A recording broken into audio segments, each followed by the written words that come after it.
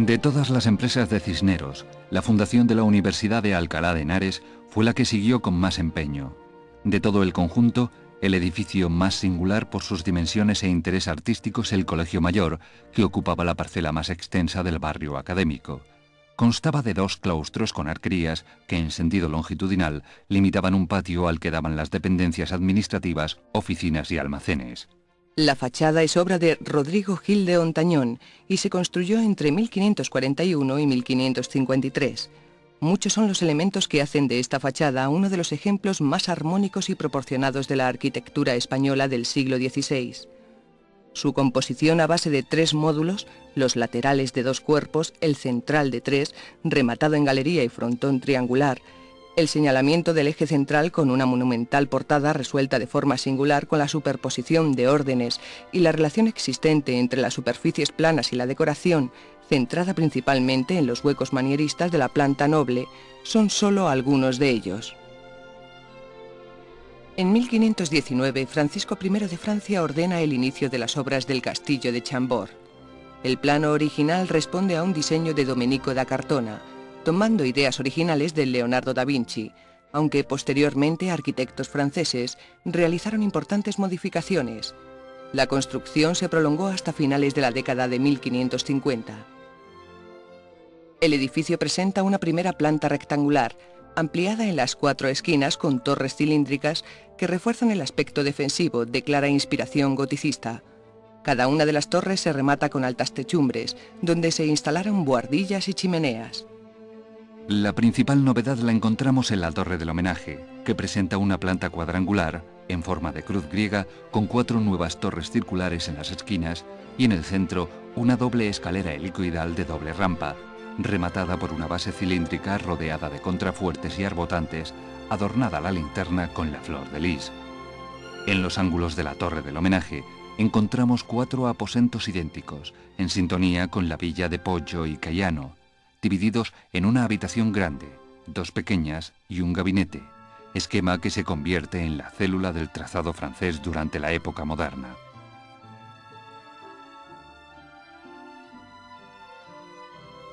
El castillo de Fontainebleau es un verdadero hito en la historia del arte.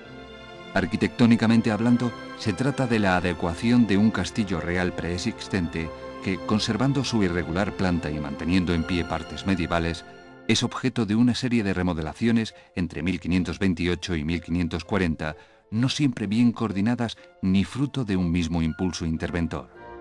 Existe además, como parte importante del conjunto arquitectónico, una obra posterior debida a Primatizio, de 1568, amén de una serie de proyectos, entre otros de Serlio y de Philibert Delorme, que no fueron llevados a la práctica.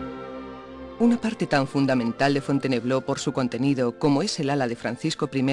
aparece hoy arquitectónicamente muy desvirtuada, tanto por lo que se refiere a su fachada exterior como a la que da sobre el correspondiente patio. Por su parte, el pórtico y escalinata del Cours de l'Oval, de los que solo se conserva y aún fragmentado el primero, resultan tan italianizantes e insólitos según las hipótesis de reconstrucción en el contexto francés que han sido puestos en relación con Rosso Fiorentino, que desde 1530 dirige, elabora y supervisa la decoración de Fontainebleau.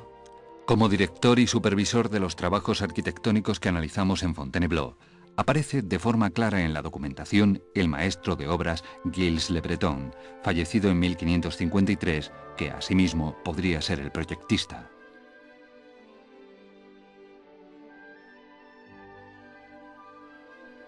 El Palacio de Carlos V en la Alhambra de Granada es el edificio más significativo del Renacimiento español entre 1527 y 1563. Proyectado como complemento de la residencia privada de la Alhambra para servir de escenario a las ceremonias y actos oficiales de la corte, el palacio se levantó frente a la ciudad y el exterior como símbolo del nuevo Estado, confirmando el interés del monarca por ofrecer una nueva imagen del reinado, sirviéndose para ello de una arquitectura clasicista y renovadora y de un elaborado programa iconográfico. Pedro Machuca fue el autor de sus trazas.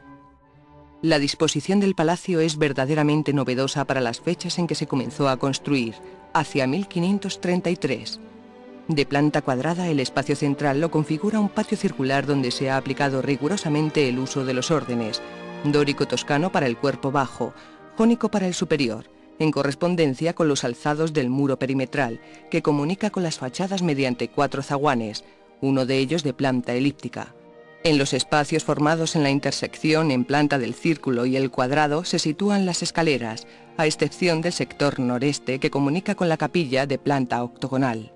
La galería del patio se cubre con una bóveda anular que nos remite a soluciones similares de la antigüedad y la relaciona, junto con otros términos del conjunto, con determinados diseños de la arquitectura italiana contemporánea. En este sentido, se han querido relacionar algunos edificios de Bramante y ciertos diseños de Rafael y Peruzzi con el Palacio Granadino, aunque por lo singular del conjunto y la temprana fecha del proyecto, resulte imposible encontrarle un precedente inmediato en la arquitectura italiana del 500.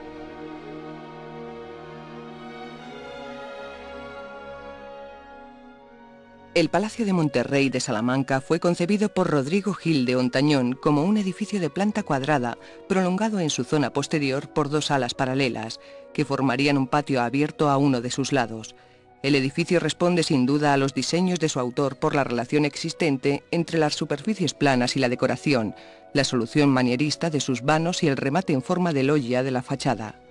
Estas soluciones serán planteadas posteriormente por Gil de Hontañón en otros edificios civiles. No fue hasta 1545 cuando dio comienzo el proceso de transformación del Alcázar de Toledo, encomendando Carlos V la dirección de sus obras a Alonso de Covarrubias. El carácter heterogéneo de las primitivas construcciones conformaban, antes de la intervención, un conjunto carente de cualquier criterio de unidad. Para rectificar esta situación, Covarrubias ensayó una tipología: edificio de planta cuadrada con patio central, flanqueado por 4 torres en los ángulos, llamada a tener una amplia resonancia en las construcciones regias, y procedió a reformar las fachadas mediante un proceso de regularización de sus alzados, consistente en la utilización sistemática del aparejo, la organización de las superficies con órdenes y entablamientos y la distribución de vanos de acuerdo a criterios regularizadores. Las fachadas oriental y occidental fueron las que recibieron un tratamiento más sencillo, siendo la meridional donde Covarrubias centró el carácter representativo y emblemático del edificio. Esta última se dividió mediante el uso de entablamientos en 3 pisos con 9 vanos cada uno, situados en ejes ortogonales a las líneas de imposta de la fachada.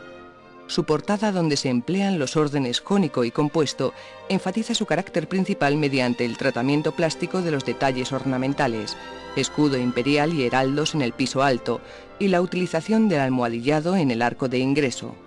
El patio, diseñado por Covarrubias en 1550, es la pieza más clásica y monumental del conjunto que, junto con la escalera, diseñada por Villalpando y construida por Juan de Herrera, dotan al edificio de un aspecto solemnemente triunfal en sintonía con la proporción y monumentalidad clásica del conjunto.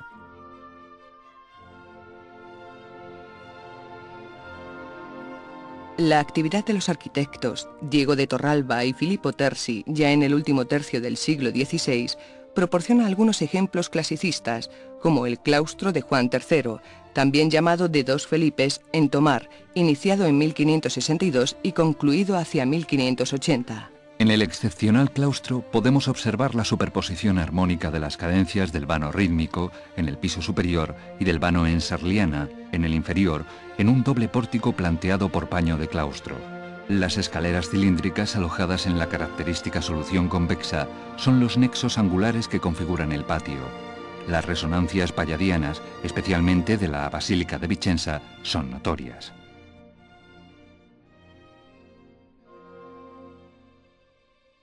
El monasterio de El Escorial, lugar donde se da una perfecta combinación de lo práctico y lo simbólico, entre lo sagrado y lo profano, se convierte en el ejemplo más fidedigno de la cultura de una época y en el mejor exponente de la Contrarreforma católica. Aunque a Juan Bautista de Toledo se debe la aceptación de la traza universal y la idea general del edificio, su proyecto resultaba excesivamente complejo por el número de torres previstas, 12 en total,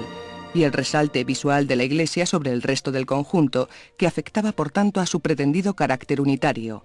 Con la incorporación de Herrera a la dirección de las obras se simplificaría el juego de volúmenes y se suprimiría la iglesia como referencia visual, al duplicarse en altura la fachada exterior prevista por Juan Bautista de Toledo, adquiriendo el envoltorio exterior del edificio una importancia fundamental para la concepción unitaria del conjunto. El resultado final es una perfecta combinación de lo práctico y lo simbólico. Cada zona del edificio, palacio, iglesia, convento, biblioteca y colegio, resuelve una función práctica y es portadora de una significación concreta que hacen de El Escorial el ejemplo más significativo de la cultura del Renacimiento español.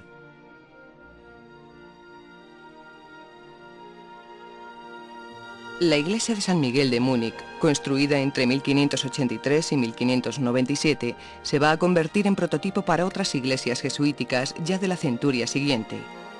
Lo mismo que en la arquitectura religiosa holandesa, pero aquí en la católica Baviera, frente al irracionalismo decorativo imperante, Miller y Sustris, arquitectos de San Miguel, reaccionan traduciendo en puros estilemas clasicistas una típica estructura gótica de la Alemania meridional, las iglesias de pilar mural, de lo que resulta un amplio espacio unitario, muy apto para la predicación, arma de batalla de la compañía.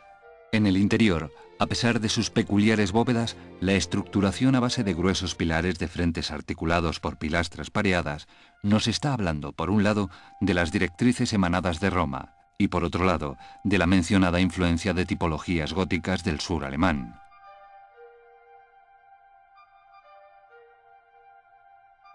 El Ayuntamiento de Leiden es una de las mejores obras de Liebendeckey. El edificio municipal refleja con una continua alteración de las relaciones de escala el espíritu de los grabados de Peredeman de Vries mediante combinaciones decorativas de sentido antiperspectivista inspiradas en el heterodoxo rollwork, alcanzando valores totalmente nuevos respecto a los modelos italianos a los que oponen un especial irracionalismo. El desarrollo en altura y la manera de potenciar el cuerpo central se entienden como una manera de consolidar la propia tradición de manera independiente.